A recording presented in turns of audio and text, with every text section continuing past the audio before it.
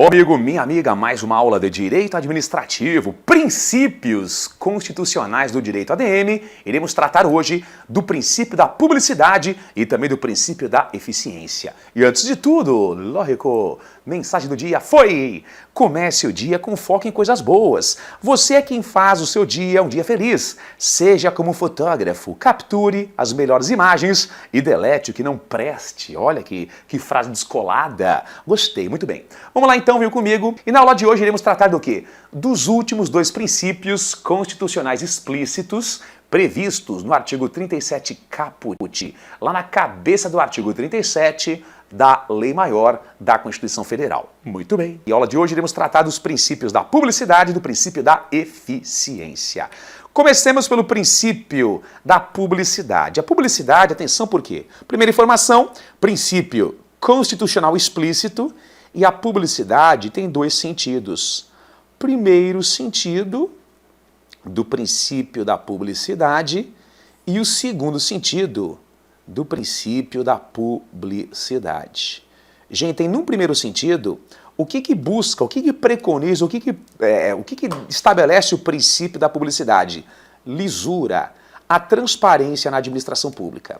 Então ele prega a lisura, a transparência na administração pública, ok? Legal.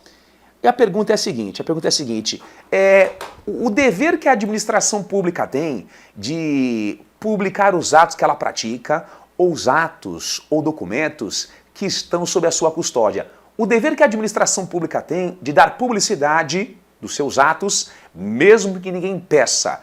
É a transparência passiva ou ativa? Então o dever que a administração pública tem de informar, independentemente de pedido. Transparência ativa ou passiva? Transparência ativa. E o direito que nós administrados temos de obtermos informações da administração é a transparência passiva. Então venham comigo. A transparência, o primeiro viés aqui desse princípio, pode ser uma transparência ativa ou pode ser uma transparência passiva. Pensem assim, ó, transparência ativa é o dever que a administração pública tem de informar os seus passos, mesmo que ninguém peça. Legal. E a transparência passiva é o direito que nós administrados temos de obtermos informações da administração pública. Legal? Muito bem. E só um toque importante porque, gente, ó, nós temos uma lei que é conhecida aqui como LAI. O que é a LAI? Lei de Acesso à Informação, que é a lei, gente, 12.527 de 2011. Essa lei, ela garante o acesso à informação, que é um direito fundamental. Ele foi alçado como direito fundamental, beleza? E essa lei, ela traz tanto a transparência ativa, o dever estatal informar, bem como a transparência passiva. E aqui eu faço o meu merchan. Eu publiquei em 2019 um livro, Lei de Acesso à Informação, com questões comentadas pela editora Juspodium. Tá? Vocês acham aí na internet, Leonardo Torres, Lei de Acesso à Informação, comentei artigo por artigo e também, lógico, comentei questões de cada artigo, super bacana aí para você que se prepara para um concurso público. Legal. A questão de prova é a seguinte: a transparência na administração pública, seja ela ativa ou passiva, ela é absoluta?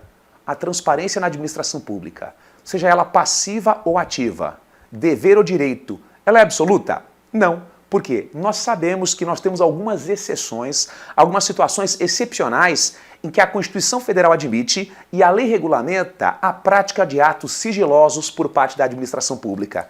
Tanto que essa lei aqui, gente, ó, a Lei de Acesso à Informação, a LAI, lá no artigo 24, ela traz um rol, lá no artigo 24, ela traz um rol de informações que o sigilo, ele preserva a segurança nacional. E tais informações, elas podem ser praticadas de forma sigilosa. Então, por exemplo, ó, eu queria acesso àqueles planos militares estratégicos. Não teria acesso por quê, gente? Porque é uma informação sigilosa e o sigilo, ele garante a segurança nacional. Eu queria uma cópia daquele contrato entre Brasil e Israel, compra e venda de blindados. Não teria acesso porque o sigilo, ele preserva a segurança nacional, tá? A dica é a seguinte: depois verifiquem o artigo 23 e 24 aqui da LAI e verifiquem quais informações elas podem ser praticadas sob o manto do sigilo, legal? Então espera um pouquinho, teacher. Transparência na administração pública não é absoluta. Nem todo ato que a administração pública pratica é público. Só que todo ato público será sempre publicado. Certo ou errado? Nem todo ato é público. Só que todo ato que for público será sempre publicado. Errado. Não confundam publicidade com publicação. Nem tudo que é público será sempre publicado. Em algumas situações, basta que a administração pública dê acesso ao ato aos interessados. Exemplo, ó, o seu termo de posse. O que é a posse? É o ato pelo qual o candidato nomeado se torna um servidor público. Quais são as fases que você deve superar para que você possa exercer um cargo efetivo? O que é um cargo efetivo? Um cargo permanente. Aprovação em concurso público, você é nomeado, o cargo é preenchido, obedecendo uma ordem de classificação. Terceira fase, a posse, o nomeado comparece à repartição pública, aceita a nomeação e se torna um servidor. E a última fase é o exercício, onde começa lá a vida real, o day after. Então, fases para que eu possa exercer um cargo efetivo.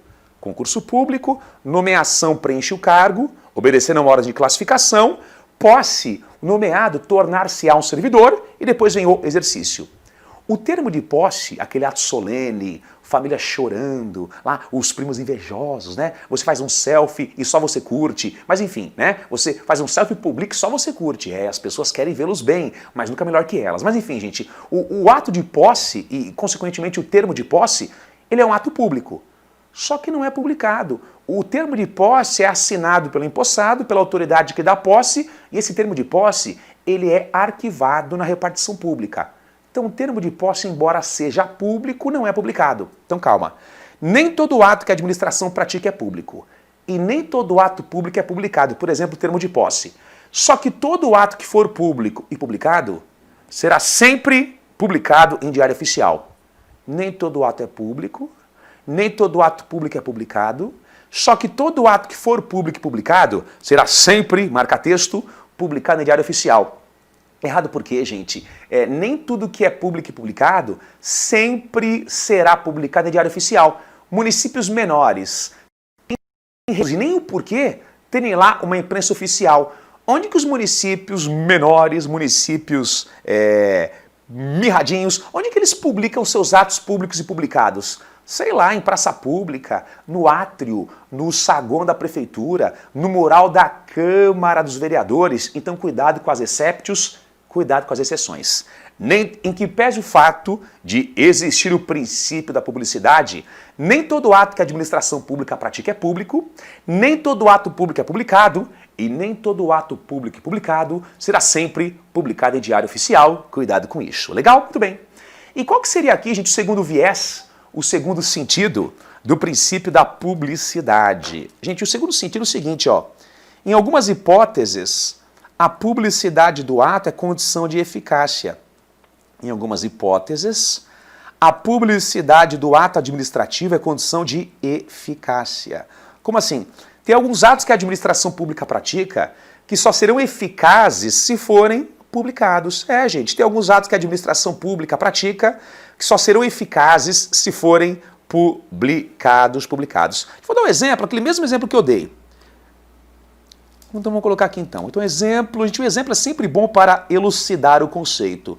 E eu sempre trabalho com o binômio conceito, exemplo. Então vamos lá, a gente tem um cargo efetivo. O cargo efetivo, você sabe que é um cargo permanente, né? Permanente, igual o cabelo da minha tia, permanente, legal.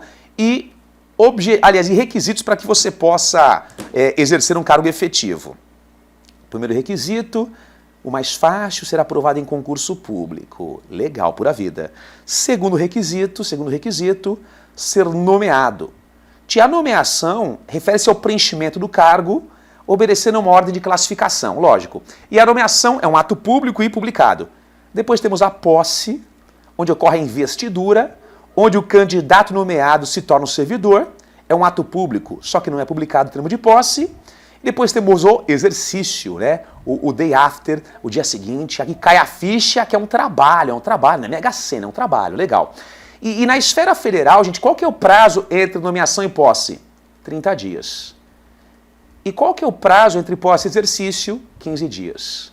Legal. A pergunta é a seguinte, quando que começa a correr, quando começa a fluir o prazo aqui de 30 dias para que o candidato nomeado compareça à repartição pública, aceite a nomeação e tome posse. Quando começa a fluir esse prazo? A partir da publicação do termo de nomeação em Diário Oficial. Ou seja, qual que é a condição de eficácia do seu termo de nomeação?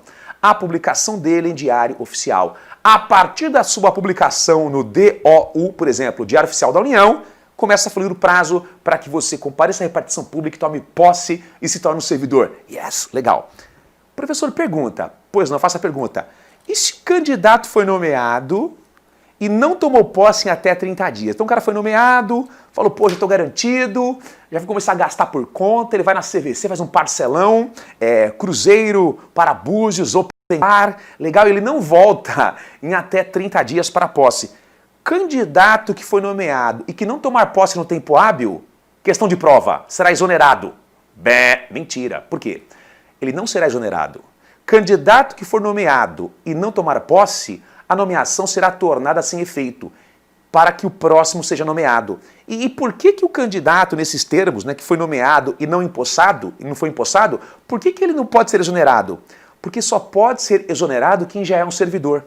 E antes da posse, ele ainda não é servidor. Então quer dizer o quê? Nomeação sem posse, nomeação sem efeito, nomeia-se o próximo. Agora cuidado, hein?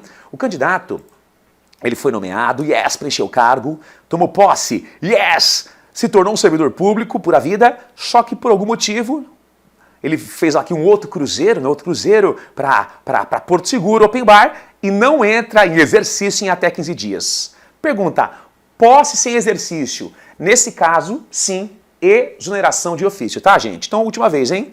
Quando que preenche o cargo? Nomeação. Quando que o nomeado tornar-se-á um servidor? Posse. E quando começa o trabalho? No exercício. Gostei, gostei. Tá afiado, hein? Nomeação sem posse, nomeação sem efeito. Agora, posse sem exercício, exoneração ex officio, exoneração de ofício. Beleza? Gente, na boa, não tem como errar nem que você queira, tá? Olha a questão de prova aqui, ó. Olha como dá para ser feliz.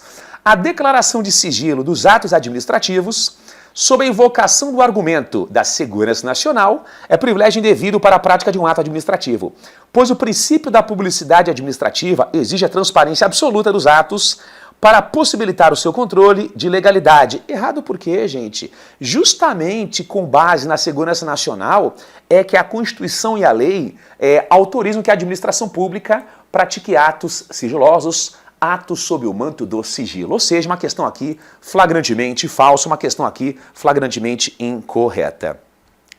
Tudo bem, gente? Legal? Gostaram? Muito bem. Então vamos comigo, veio comigo. Vamos aqui tratar do que, gente? Do próximo princípio, princípio da eficiência. Gente, tem só um toque importante porque esse princípio, ele só foi inserido na Constituição Federal após a promulgação da emenda constitucional de número 19 de 98. Gente, tem atenção porque, ó, esta emenda constitucional, o que ela representou? A terceira grande reforma administrativa na administração pública federal. Ela representou a terceira grande reforma administrativa na administração pública federal, que depois foi ampliada lá para estados e municípios. Legal. Só para relembrar, gente, qual foi a primeira grande reforma na administração pública federal? Década de 50, Getúlio Vargas, ele criou o DASP. O que é o DASP? O que era o DASP? Departamento Administrativo de Serviço Público. Foi o primeiro órgão especializado na prestação de serviços públicos. Então, um argumento para fim de prova, né? Para uma discursiva. Candidato, me diga uma coisa. Você, pois não, majestade. Qual foi a primeira grande reforma na administração pública federal? Muito fácil, excelência.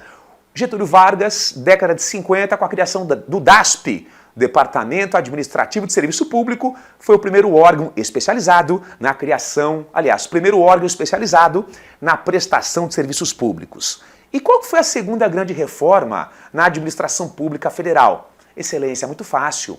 Segunda grande reforma foi aquela que ocorreu com a promulgação do Decreto-Lei 200 de 67. Segunda grande reforma foi aquela que ocorreu com a promulgação do Decreto-Lei 200 de 67. E quem foram as autoridades que encabeçaram a segunda grande reforma administrativa? Dois ministros, Hélio Beltrão e Amaral Peixoto. Gostei. E no que consistiu essa segunda grande reforma administrativa? a descentralização da administração pública, criação de entidades públicas, autarquias, fundações públicas, empresas públicas e economias mistas. Então calma. Primeira grande reforma na administração federal, Getúlio Vargas, década de 50, a criação do DASP, Departamento Administrativo de Serviço Público. Tchau. Segunda grande reforma na administração federal, Decreto-Lei 200 de 67, descentralização administrativa, tirou-se o foco dos entes centrais, União, Estados, municípios e DF, e houve uma descentralização, criação de entidades públicas, autarquias, fundações públicas, empresas públicas e economias mistas. E quem foram as autoridades à época que encabeçaram a segunda grande reforma? 2 ministros, Hélio Beltrão e Amaral Peixoto. Legal. E qual foi a terceira grande reforma administrativa na administração federal? Aqui, gente, com a promulgação da emenda constitucional 19 de 98, encabeçada aqui pelo presidente à época, THC não, o FHC, muito bem. O Fernando Henrique Cardoso, sociólogo. Legal, gente. Até 98, qual que era o modelo de gestão pública que o Brasil adotava? Até 98 era o modelo de gestão pública, o modelo burocrático. Então, até 98, qual que era o modelo de gestão pública que o Brasil adotava? Era o modelo burocrático. Jeitinho, o que é o modelo burocrático de administração pública? Que aqui no Brasil, na administração federal, ele era aplicado, ou foi aplicado, até 98. É aquele modelo de gestão pública de origem alemã, lá do Max Weber, onde você prioriza o controle é desconfiança, gente. Não importa se tem resultado ou não.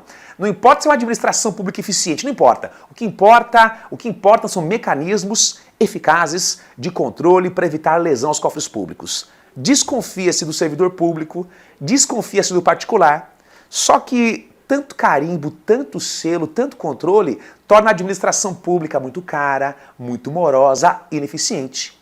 98, com a promulgação desta emenda, quebra-se com o modelo burocrático, implanta-se uma administração modelo gerencial. E no modelo gerencial, diferentemente do modelo burocrático, aqui você prioriza o resultado em detrimento do controle. Você prioriza o resultado flexibilizando o controle. Então, se perguntarem em prova, candidata, me diga uma coisa. Pois não, excelência. O princípio da eficiência, qual que é o modelo de gestão pública que dá base ao princípio da eficiência? Modelo burocrático, modelo patrimonialista ou modelo gerencial? Modelo gerencial, onde você, excelência, flexibiliza o controle e prioriza resultados. Ok? Legal. Muito fácil. Só que a banca é do mal. O que a banca afirmará para tentar confundi-lo ou confundi-la? Princípio da eficiência, ele só foi criado, só surgiu em 98 com a promulgação desta emenda constitucional. Errado por quê, gente? Errado por quê? O que rolou em 98? Ele foi positivado, ele foi inserido formalmente na Constituição Federal. Só que ele já era tido pela doutrina, bem antes disso, como princípio constitucional implícito. Em 98, ele ganha o status de explícito. Legal, gostei. Gente, e para o entendimento moderno, o que é eficiência na administração pública? Vamos colocar aqui, gente, ó, entendimento moderno. A eficiência na administração pública, na verdade, é a soma de 3 expressões. Eficácia, legal, mais eficiência num sentido estrito, eficiência num sentido estrito, e mais efetividade. Então, gente, na verdade, isso aqui, eu vou ser bem franco, tá? Dificilmente isso aqui cairá numa questão objetiva, numa questão mata-mata. Isso aqui é conteúdo de qualidade para questão discursiva. Legal? Apesar que é o seguinte, ó, na última prova do TJ Amazonas, Banca FGV, ela trouxe isso aqui numa questão objetiva, múltipla escolha, só que não é muito comum não, tá? Isso aqui é mais argumento de qualidade para uma questão discursiva. Então, entendimento moderno, fala o seguinte, ó, princípio de eficiência na administração pública é a soma de 3 expressões: eficácia, eficiência no sentido estrito, né, propriamente dita, e a efetividade. Legal. O que é eficaz? De eficaz é fazer o que foi proposto. Eficaz é fazer o que foi proposto. Por exemplo, programa de vacinação, objetivo, vacinar 10 mil crianças. Vacinamos as 10 mil crianças, foi eficaz. Nós fizemos o que foi proposto. Nós vacinamos as 10 mil criancinhas, nós fizemos o que foi proposto. Legal. O que é eficiência propriamente dita? É um passo a mais. É um grau a mais. A eficiência propriamente dita, a sentido estrito, além de fazer o que foi proposto, você faz em menos tempo, com mais qualidade e menos custos. Menos tempo, mais qualidade e menos custos.